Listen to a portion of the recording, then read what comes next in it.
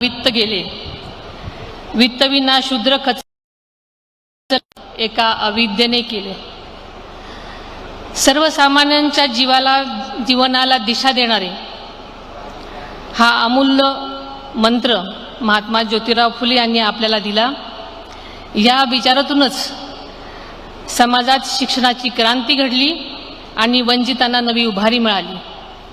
अशा या कृतिशील विचारवंतांच्या गावात त्यांच्या जयंती दिनी आज ज्योती सावित्री जिल्हा परिषद शाळेच्या भव्य इमारतीच्या उद्घाटन झालेला आहे। हा खरोखरच दुग्ध शर्करा योग म्हणावा लागेल। महात्मा फुले यांच्या विचारांना कार्याला मी मनापासून विनम्र अभिवादन करते। आजपासूनच महात्मा फुले यांचं द्विशताब्दी वर्ष सुरू होत आहे। त्यानिमित्तानं राज्य सरकारच्या वतीनं वर्षभर विविध कार्यक्रमांचं आयोजन करण्यात येणार आहे।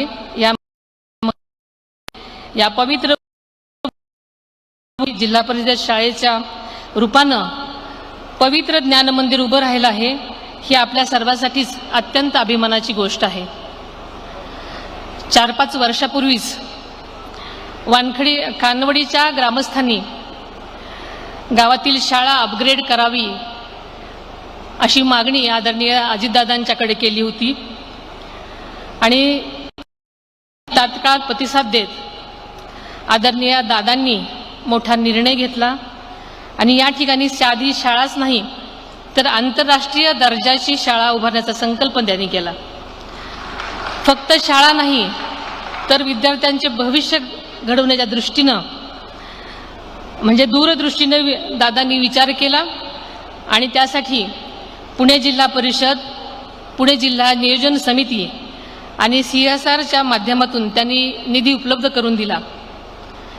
आदरणीय अजितदादांच्या हस्ते या शाळेच्या इमारतीचं भूमिपूजन झालं होतं आणि आज या इंटरनॅशनल शाळेचं उद्घाटन आपण सगळेजणच करत आहोत। या कार्यक्रमासाठी खरोखरच आज अजितदादा हवे होते, त्यांना खरंच मनापासून खूप आनंद झाला असता।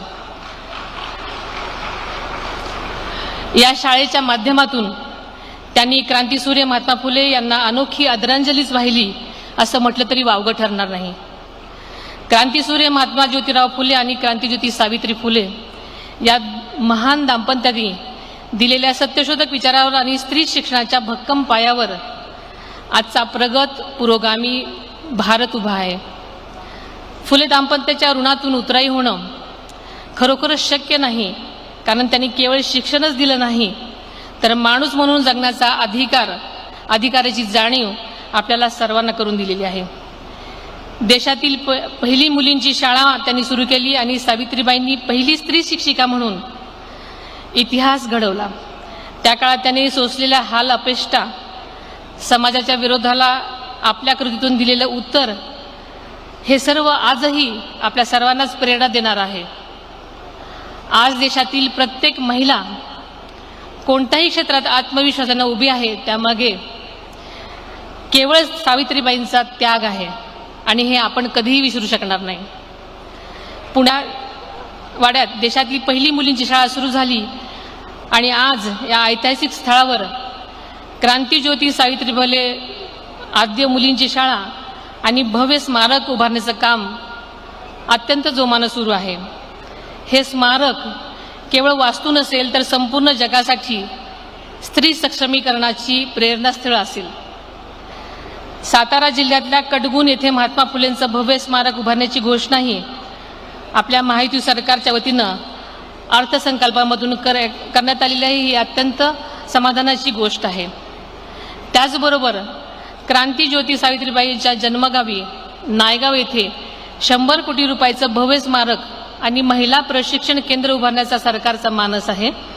क्रांतीसूर्य महात्मा फुले आणि क्रांतीज्योती सावित्रीबाई फुले यांच्या विचारांचा आणि कार्याला साजेशी असणारी ही स्मारके खऱ्या अर्थानं पुढील पिढ्यांसाठी प्रेरणा देण्याचं नक्कीच ठरतील, याबाबत माझ्या मनामध्ये तरी कुठलीही शंका नाही। महात्मा ज्योतिराव फुले आणि क्रांतीज्योती सावित्रीबाई फुले यांना भारतरत्न मिळावा ही संपूर्ण महाराष्ट्राची भावना आहे। महाराष्ट्र विधानसभेने यासाठी एकमताने ठरावही मंजूर केलेला आहे। आपले सर्वांचेच लाडके मुख्यमंत्री देवेंद्र फडणवीस साहेबांच्या नेतृत्वाखाली महायुती सरकार या मागणीसाठी केंद्र सरकारकडे सातत्याने पाठपुरावा करत राहील, हा विश्वास या निमित्ताने आम्ही आपल्याला देते.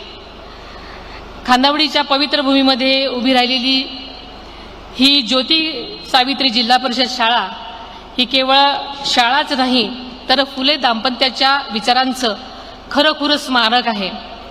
आज ही शाळा आधुनिक सुविधा असलेले भव्य संकुल आहे. डिजिटल वर्ग, प्रयोगशाळा, संगणक, क्रीडा सुविधा सर्व काही इथं उपलब्ध आहे. ही जिल्हा परिषदेची पहिली CBSE शाळा आहे.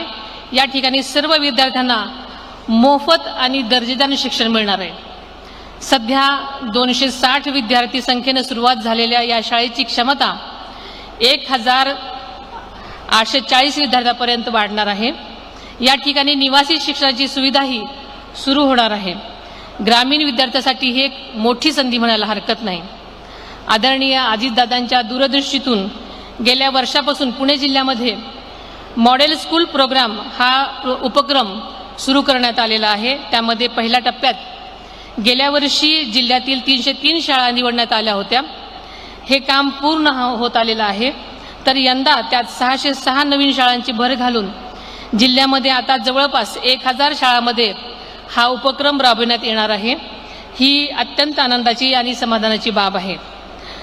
CSR आता प्रत्येक गावामध्ये अशाच प्रकारची क्रांती घडायला काहीच हरकत नाही आणि अशा या उपक्रमामुळे विद्यार्थ्यांना मोठी